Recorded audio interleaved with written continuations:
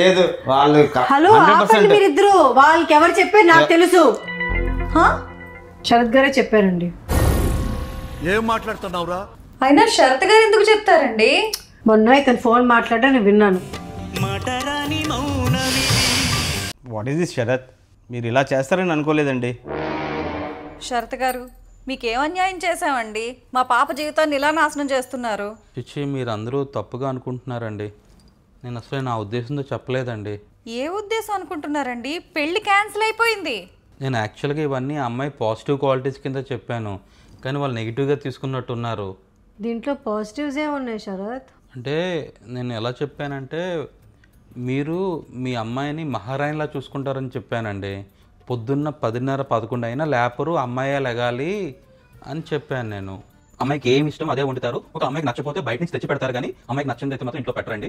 And అమ్మాయికి ఒక్కరు కూడా పల్లెట్టి మాట అనరు, వాళ్ళ అమ్మ కూడా ఒక్క మాట అందు. అమ్మాయి ఏమన్నా అలా పడతారు, అంత గారాభంగా చూసుకుంటారు అమ్మాయిని. అమ్మాయి ఒక మాట అమ్మాయి అరిచిందంటే వాళ్ళ అమ్మ కూడా వణికిపోతుంది పాపం. ఇంకా మీ అమ్మాయి టెన్షన్స్ ఏమి పెట్టుకోదు, చాలా స్ట్రెస్ ఫ్రీగా ఉంటుంది. వీకెండ్స్ అయితే మాత్రం చక్కగా ఎక్కడికో దగ్గరికి వెళ్ళిపోదాము, మన హ్యాపీ సంతోష్ లాగా. సో అది పాజిటివ్ క్వాలిటీ కదండి. ఈ రోజుల్లో అందరూ బాగా టెన్షన్ ఫీల్ అవుతున్నారు, స్ట్రెస్ తీసుకుంటున్నారు. అండ్ ఆల్సో అమ్మాయికి ఏంటి అంటే వాళ్ళ హస్బెండ్తోనే టైం గడపాలి, ఎవ్వరు మధ్యలో ఉండకూడదు, హస్బెండే నా దైవం అని అలా చూసుకుంటుంది. పేరెంట్స్ కూడా ఉండకూడదు అమ్మాయి దగ్గర. అంటే వాళ్ళ అబ్బాయిని బాగా చూసుకుంటారు అని చెప్పాను నేను అంటే ఎంత పాజిటివ్గా చెప్పాను. మరి ఫిట్నెస్ చేయదని ఎందుకు చెప్పావు? అదా నేను అమ్మాయి న్యాచురల్ బ్యూటీ అని చెప్పాను. ఈ వాకింగ్ చేయడాలు, జూంబాకి వెళ్ళడాలు ఇవన్నీ నచ్చవు అమ్మాయికి, ఏదైనా న్యాచురల్గా ఉంటుంది అమ్మాయి అని చెప్పాను నేను. అంతే, ఇలాగే చెప్పాను నేను. చాలా సంతోషం అండి. అమ్మాయి లావ్ అయిపోతుందని మేము బాధపడి రోజు వాకింగ్కి వెళ్ళమంటుంటే మీరేమో న్యాచురల్ బ్యూటీ అని చెప్పి మాకే చెప్తున్నారు. ఇప్పుడు ఏం చేస్తాం శరత్, చాలా మంచి సంబంధం ఇది. అయినా ఈ రోజుల్లో ఇవన్నీ కామన్ అయిపోయాయి కదా. పిల్లలు అసలు పేరెంట్స్ రెస్పెక్ట్ ఇవ్వట్లేదు, తిరిగి వాళ్ళ మీద అరుస్తున్నారు, ఇంట్లో ఫుడ్ తినరు.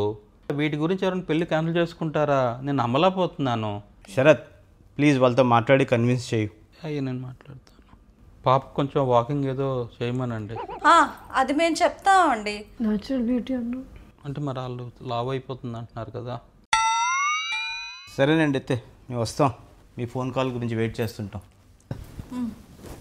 పదండి మరి. ఏంటే నువ్వు ఇలాగిరికించేస్తావు నన్ను? నిజాలే చెప్పమన్నావు కదా, మరి నిజమే చెప్పాను. నిజం చెప్పడం కాదు, తగులు పెట్టావు. తగులు కాదు, నువ్వేం మాట్లాడావు అదే చెప్పాను. నువ్వు నాకు అర్థం అవ్వలేదు ఆ రోజు. నేను నిజాలు చెప్తే నువ్వు తట్టుకోగలవా అన్నావు. అవన్నీ కాదు శరత్, నువ్వు నిజాలు మాట్లాడమన్నావు, మాట్లాడాను. నా చావుకు వచ్చిందే నీ నిజాలు, నీ ఛాలెంజ్. నువ్వు బాగానే ఉన్నావు, ఆఫీసులో ఆండ బుక్ చేస్తావు, ఇక్కడ నన్ను బుక్ చేసేస్తున్నావు. ఇంకేం చేస్తావో? ఫస్ట్ రోజు ఇలాగుందంటే నా పరిస్థితి. తల్లి ఆ ఛాలెంజ్ మాని తల్లి, దిక్కుమాల ఛాలెంజ్ చెప్పాను మధ్యలో ఆపకూడదని. నేను ఆ రోజులు ఇక్కడ ఉండను, ఎక్కడికి వెళ్ళిపోతాను, నా వల్ల కాదు. ఏదో సాక నువ్వు బ్యాంకాక్ వెళ్ళిపోవడానికి కుదరదు. నువ్వు లేని ఐడియాలు ఇవ్వక నాకు. ఛాలెంజ్ అన్నావు కదా శరత్, నిజాలు మాట్లాడితే నీ బతికేంటో అర్థమైందా? కాదే, నేను నిజాలు మాట్లాడితే నాకే ప్రాబ్లం, నువ్వు నిజాలు మాట్లాడితే నాకే ప్రాబ్లం. ప్రాబ్లం ఎవరిలో ఉంది అయితే చూద్దాం. ఇంకా 6 రోజులు ఉంది, ముందుంది ముసళ్ళ పండుగ. పెట్టాడుగా ఛాలెంజ్. నేను మమ్మీ అది ఏమో ఎక్కడికి వెళ్ళిందో, ఎవడ కొంప పంచడానికి వెళ్ళిందో. ఏమైంది, ఎందుకలా ఉన్నావు? బాగానే ఉన్నాను తల్లి. ఏమైనా ఫైట్ అయింది నీకు మమ్మీకి? ఏ వేరేగా అవ్వక్కర్లేదు. వచ్చిందండి వయ్యారి. మమ్మీ ఎక్కడికి వెళ్ళావు? బయటికి వెళ్ళాను రా. ఏదో వెలగబెట్టడానికి వెళ్ళి ఉంటుంది. బా ఏమైంది చెప్పండి మీ ఇద్దరు. డాడీకి అగ్ని పరీక్ష అవుతున్నదిరా. ఏం మాట్లాడుతున్నావు అమ్మా? నేను నిజాలు మాట్లాడితే డాడీకే ప్రాబ్లం అని, నేనే కాదు ఏ వైఫ్ నిజాలు మాట్లాడినా హస్బెండ్స్కే ప్రాబ్లం అని ఇప్పుడు తెలుస్తుంది. ఒకడు నాకు ఎదురొచ్చిన వాడికే రిస్క్, నేను ఒకడికి ఎదురెళ్ళిన వాడికే రిస్క్. హలో, మీరు నిజాలు మాట్లాడడం కాదు, మేము నిజాలు మాట్లాడితే మీ కన్నవరు కూడా మిమ్మల్ని ఇంటికి రానివ్వరు తెలుసా. ఎక్కడైనా వైఫ్స్ హస్బెండ్స్ని కాపాడతారు, అలాగే హస్బెండ్స్ నుంచి వైఫ్స్ని కవర్ చేస్తారు. ఇప్పుడు ఏంటి నువ్వు చేసిన తప్పులు చెప్పే అబద్ధాలు కవర్ చేయమంటావా? నువ్వేమి కవర్ చేయక నువ్వేమి చేయక్కర్లేదు, నేను నిన్ను కవర్ చేయను, చూసుకుందాం. నేను ఛాలెంజా? చెప్పండి ఏమైందో. అలా అరుచుకొని ఇద్దరు 16 ఏళ్ళ నుంచి నిన్ను కవర్ చేసుకొని వస్తున్నా, ఈరోజు బయట పెట్టేస్తాను. అమ్మా మొన్న దసరాకి నీకు గాజులు కొన్నాం కదా, అవి నిషా కొనమన్నది, బలవంతం పెట్టింది, అందుకే కొన్నానని చెప్పాను కదా. అసలు నిషా ఇన్వాల్వ్మెంట్ లేదమ్మా, నేను కొనమన్నాను. నేను కొనమంటే నిషా కొన్నది, కానీ నిషాకి నేను క్రెడిట్ ఇచ్చాను. నీకు తెలియాలమ్మా నిజం ఈరోజు. నా పేరు ఎవరు చెప్పమన్నాడు శరత్? నాకు బుద్ధి లేదే, అందుకు నీ పేరు చెప్పాను. అమ్మా మొన్న శరత్ ఫంక్షన్ రాలేదు కదా, అలిగేసి ఇంట్లో కూర్చున్నాడు, శుభ్రంగా ఉన్నాడు, సరిగ్గా పిలవలేదని చెప్పి అలిగి కూర్చున్నాడు ఇంట్లో. ఓ అలాగా అమ్మా, విజయనగరంలో ఇల్లు నిషా కట్టమంటే నేను కట్టాను అనుకుంటున్నావు. సారీ, నేను చెప్పాను నీకు అలాగా, నిషా తినేస్తుందమ్మా మీ అమ్మకి ఇల్లు కట్టమని అని చెప్పి మీకు చెప్పాను. అది నిజం కాదమ్మా, తినేసింది పట్టుకొని. ఎందుకు మీ అమ్మకి 3 అంతస్తులు ఒక అంతస్తు చాలదా అని చెప్పి తినేసినా సరే నేను ఎలాగో అర్థమైన చెప్పి ఇల్లు కట్టాను. తెలియాలి వాళ్ళకి తెలియాలి నిజం. ఫిల్టర్ లేవు కదా, ఫిల్టర్ లేకుండా నేను మాట్లాడి తెలుగుంటా చూడు. చూస్తున్నా, అన్ని అబ్జర్వ్ చేస్తున్నా. పెద్ద మా అమ్మాల దగ్గర నువ్వే పెద్ద మహాలక్ష్మిలాగా పోజు కొట్టేస్తావు. నీ ఫేస్ ఇలా తిప్పితే తెలుస్తుంది. నువ్వు కూడా శ్రీరాముడిలాగే పోసి కొడతావు. నేను శ్రీరాముడినే. కరెక్టే చెప్పుకోవడానికి. అట్లీస్ట్ చెప్పుకోవడానికైనా ఉన్నాను శ్రీరాముడిలాగా. అమ్మా నేను చెప్పాను కదా, చాలా సంతోషించాడు తమ్ముడు, డబ్బులు ఇచ్చావు ఇల్లు కట్టుకోవడానికి అని. ఏమీ లేదు, ఎంత ఫీల్ అయిపోయాడు తెలుసా. ఇంట్లో నీ తినేస్తాడు పట్టుకోండి, డబ్బులు ఇచ్చారు, ఎందుకు ఇచ్చారని. అందరితో పెద్ద గొప్పగా చెప్పాను మా వెంకీ అలాంటి వాడు కాదని. నేను అలాంటి వాడినే పింకీ, అలాంటి వాడినే. నువ్వే కాదు నేను చెప్పగలను. మీ అమ్మకి అత్తాల ఇంటికి అసలు ఇష్టం ఉండదు తెలుసా. మీ దగ్గర నటిస్తుందిగా, మా అక్కకు తెలియాలి ఈరోజు. అక్క మీరు ఇంటికి వస్తే పిచ్చెక్కిపోతుంది నిషా. మీకు మాత్రం నేను ఏం చెప్తున్నాను, ఇప్పుడు నిషా రమ్మంటుంది మిమ్మల్ని, లంచ్కి రండి, డిన్నర్కి రండి అని చెప్పి నిషా ఇన్నిసార్లు పిలుస్తుందా, రండి అక్క అని చెప్తుంటాను కదా, అది ఒట్టి అబద్ధం. మీరు వస్తే చంపేస్తుంది పట్టుకొని. వెళ్ళిన ఇంకా ఉంటుంది నాకు పెద్ద పెంట ఇంట్లో. ఎందుకు ప్రతి సండే మీ అక్కడ వచ్చేస్తారు మన ఇంటికి అనుకోని. ఇన్నాళ్ళు నేను కవర్ చేశాను నిషా మీ అన్న దగ్గర. చూపించే ప్రేమ రాగలని అబద్ధం, మీ దగ్గర ఓన్లీ ఫ్రెండ్ నటిస్తుంది. తెలియని ప్రపంచానికి తెలియాలి, తెలిసి తీరాలి. ఎన్ని చెప్పుకోవాలి అలాంటప్పుడు, ప్రపంచం కుప్పకూలిపోతుంది. హలో, ఏం చేస్తాను మీ ఇద్దరు? ఏంటిది మాకేంటిది అంటున్నాను. మీ ఇద్దరు బాగా ఇద్దరిద్దరు కవర్ చేసుకుంటారు కదా, ఇప్పుడు ఎందుకు ఇలాగ అయిపోతున్నారు? అదే నేను చేసిన తప్పు Harshika. I did a mistake. ఈరోజు చూపించింది అమ్మ ఏం ట్రూ కలర్. చూపించింది? వాళ్ళు ఎవరో వచ్చారు, వాళ్ళ ముందు మొత్తం నా పరువు తీసి పడిస్తుంది, నన్ను దారుణంగా బుక్ చేసింది. హర్షిక మేము ఒక ఛాలెంజ్ పెట్టుకున్నాం హర్షిక, 1 వీక్ పాటు నిజాలే చెప్పాలని ప్రామిస్ కూడా వేయించుకున్నారు అతను.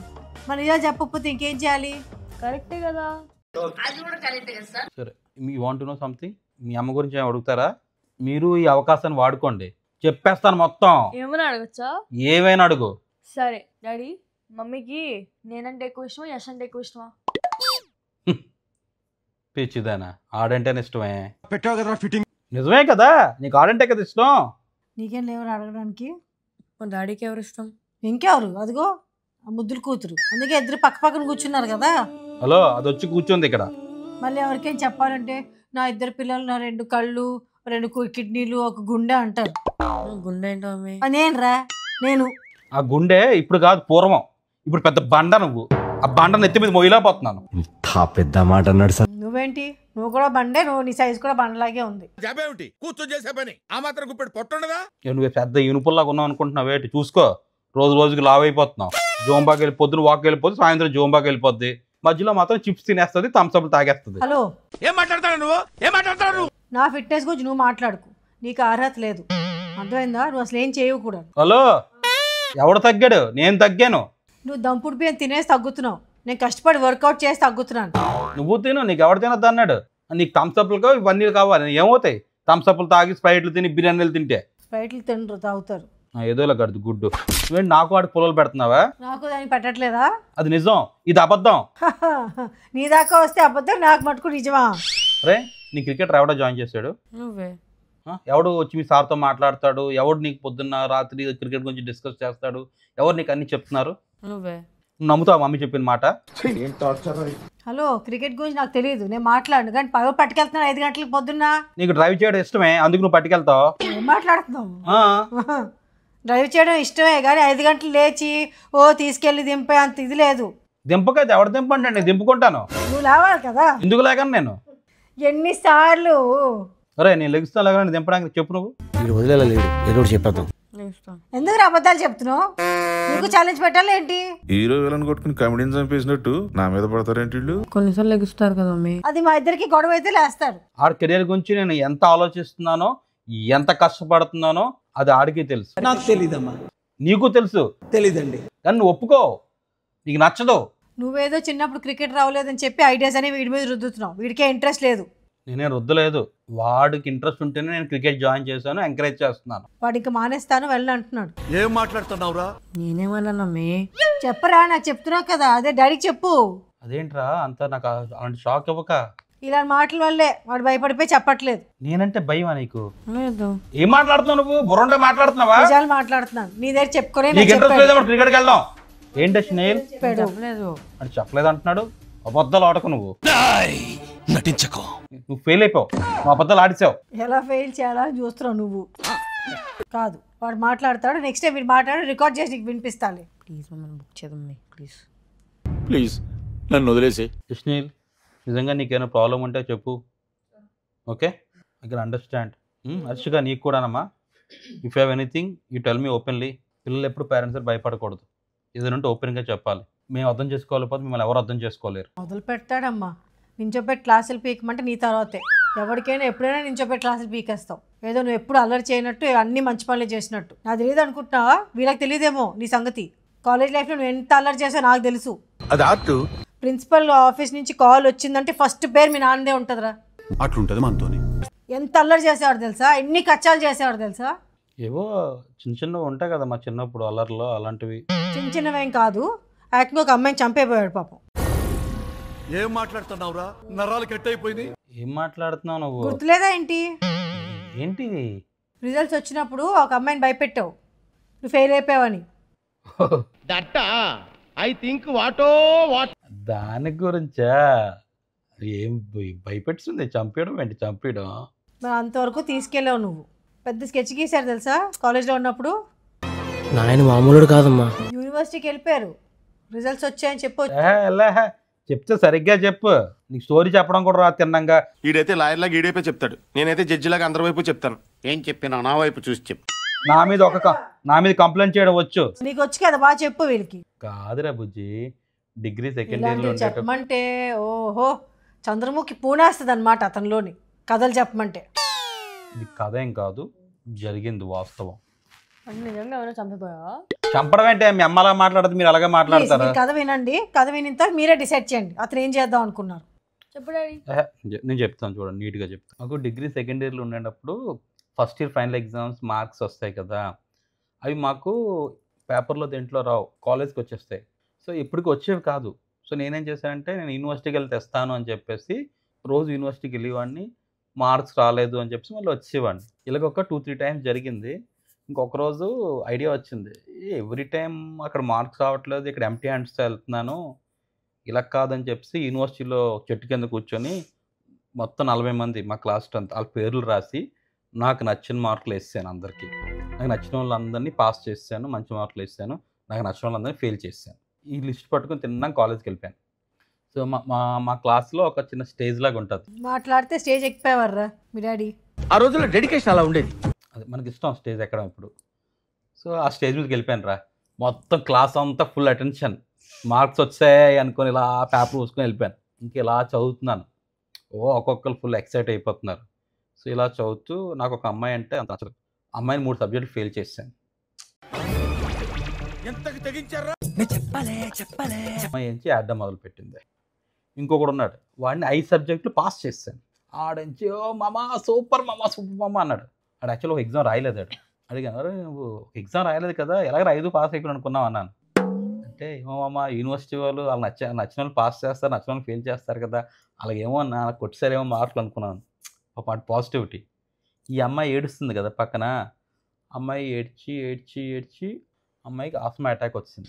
ఇంకా కాదు ఇదంతా ఊరికే, ఏం మార్కులు రాలేదు అని నేను చెప్తున్నా సరే ఇంకా తను వినే పరిస్థితిలో లేదు. ఈలోపు ఈ అమ్మాయిలు ఆ బ్యాచ్ అంతా నా మీద హలో ఆస్మా అటాక్ వచ్చి పడిపోయింది అక్కడ. మర్చిపోయావా ఏంటి? పడిపోవడం అంటే బెంచ్ మీద పడుకొని ఉంది. అంటే నిజంగా ఎవరు చంపిపోయావు? ఆస్మా అటాక్ అంటే చంపేయడం ఏంటి? ఏం మాట్లాడుతున్నారా మీరు మీ అమ్మలాగా? వాళ్ళకి అర్థమైంది కదా. ఇప్పుడు ఇచ్చేయాలి పోలీస్ కంప్లైంట్, మర్డర్ అటెంప్ట్ కదా. నువ్వు ఇచ్చేస్తావు అలాంటి దానివే నువ్వు. ఇప్పుడు నేను అనవసరంగా ఐడియా ఇచ్చినట్టున్నాను. ఇచ్చేయండి సార్. ఇలాంటి కథలు మీ నాన్న లైఫ్లో చాలా ఉన్నాయి అమ్మో. పొద్దున్న 6 గంటలకి మాకు DBMS ట్యూషన్ ఒకటి అయ్యేది మా ఇంట్లోనే. వచ్చేవర్రా మురినగర్ నుంచి. ఎందుకు ఇంత ఇంట్రెస్ట్గా 6 గంటలకు వచ్చేస్తా ట్యూషన్కి అనుకునేదాన్ని. హలో డిబిఎంఎస్ కింగ్ ఇక్కడ. నేను చెప్పేవాడిని క్లాస్లో, మీకు ఆ మేడం చెప్పిన అర్థం అవ్వకపోతే. వచ్చావు అసలు అది రీజన్ చెప్పు. మా పక్కింటి అమ్మాయి అంటే చాలా ఇష్టం, అందుకు ఆ అమ్మాయి కూడా ఈ ట్యూషన్లోనే ఉండేది. హలో ఆ అమ్మాయికి నేనంటే ఇష్టం, నువ్వు కరెక్ట్గా చెప్పు. ఓ నువ్వంటే అందరికీ ఇష్టం కదా. బాబోయ్ మామూలు ఏమిటో కదరా బాబు వీళ్ళే. సో అందుకు వచ్చేవారా అక్కడి నుంచి అరగంట ప్రయాణం, పొద్దున్న 6 గంటల కంటే 5:30 హ్యాస్ టు లీవ్. వచ్చేవారు అమ్మాయి కోసం. అమ్మాయికి నేనంటే ఇష్టం. హలో నాకెందుకు తెలీదు, దానికి నువ్వు అంటే చాలా ఇష్టం. వాళ్ళ లవ్ లెటర్ కూడా ఇచ్చింది. అవునా? లెటర్ అయితే ఇంతవరకు ఉంచుతారా ఏంటి? అప్పుడే చింపేసి పడేసా. నువ్వు రాసినాడు ఒక కోడికి వెళ్ళినట్టు రాసేసి ఇచ్చావు నీ రిప్లై.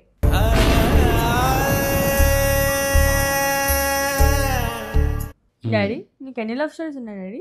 ఇలాంటి చాలా ఉన్నాయి ఇంకా. డాడీ అమ్మాయి పేరేంటి? రాధిక. డీజెటీలు రాధిక ఏం కాదు కదా? మీ యూట్యూబ్ జర్నీ ఎలా స్టార్ట్ అయిందండి? ఇది యాక్చువల్గా నా చిన్నప్పటి నుంచి.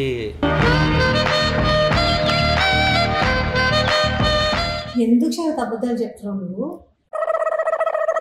నా కర్మే ఈ టైంలో పెట్టారు ఆ పాడ్కాస్ట్ వాళ్ళు. నిషా ప్లీజ్ నిషా, లేదంటే పాజ్ చేసేద్దాం ఒక్కరోజు. నిషా గారు మీరు ఒక ఇంటర్వ్యూలో చెప్పారు మీరే సరదాగానే ప్రపోజ్ చేశాను అని చెప్పి, అది నిజమేనా?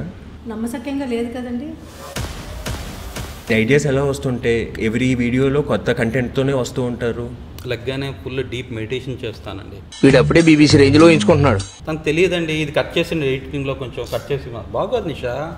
ఈరోజు షూట్ చేయాలి అంటే ఇదేదో నా కోసమే చేసుకుంటున్నాను, తనకు సంబంధం లేదు అన్నట్టు సీన్ క్రియేట్ చేస్తాను.